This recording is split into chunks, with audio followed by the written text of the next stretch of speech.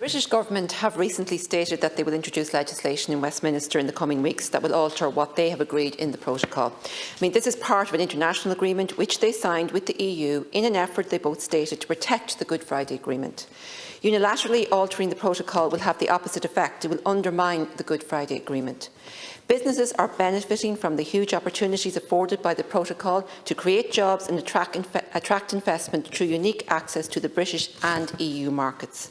The majority of MLAs returned to Stormont after the recent Assembly elections support retaining the protocol. The British Government should stop creating further instability, end the threats to take unilateral action and work constructively with the EU to find solutions to fix any problems. They are handing the DUP a veto on progress. The DUP are using the protocol as an excuse not to enter power sharing and have blocked the appointment of a new Speaker to the Assembly, preventing it from releasing funds already in place to help people with the cost of living crisis. Abrogating an international treaty, as US Congressman Richard Neal said yesterday, is not only bad faith, but it sends considerably the wrong message. In relation to legacy protocols, it seems that international agreements do not garner much, if any, respect when it comes to this British Government. Their most recent legacy proposals are yet another attempt, it seems, at binning another international agreement they signed up to at Stormont House in 2014. These proposals are another cruel blow to victims and their families, some of whom have been waiting for truth and justice for more than 5 decades. It is an attempt by the British state to pull down the shutters on truth and justice. They are effectively attempting to introduce an amnesty through the back door for British state forces, their intelligence services and agents who murdered Irish citizens during the conflict in Ireland. These proposals are opposed by victims, their families and by political parties. The Irish Government must stand with the families in their campaigns for truth and justice. And if we look back at the implementation of the Good Friday Agreement, or more to the point, the many aspects of the agreement which have never been implemented, should we be so surprised at the British Government's pandering to hardline unionism and its laissez-faire attitude to international agreements? The Good Friday Agreement was signed on April 10, 1998. It has just passed its 24th year.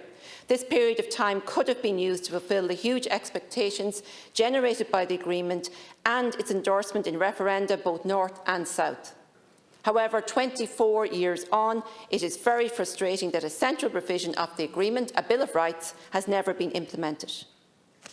A Bill of Rights was a central provision of the agreement. A recent survey carried out by the Human Rights Consortium in Queen's University in Belfast indicated significant cross-community support for a Bill of Rights, with 78% of participants backing such a proposal.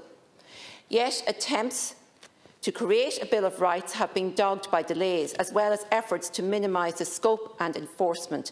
In early 2020, under New Decade, New Approach, an Assembly committee was established to look at finally delivering on a Bill of Rights. As part of this process, an expert panel of external consultants was to be appointed to advise the committee.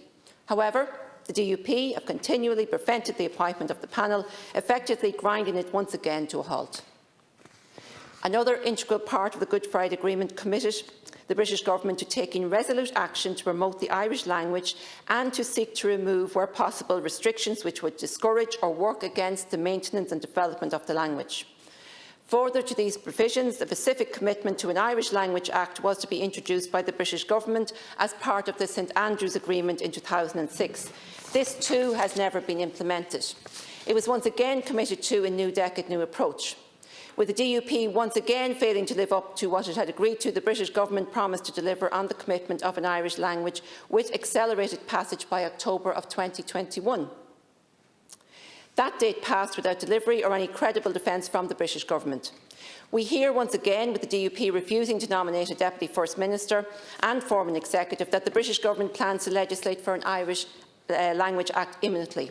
Well, time will tell, but if Act Gaeilge remains undelivered, it represents another serious breach of yet another agreement by the DUP and the British Government.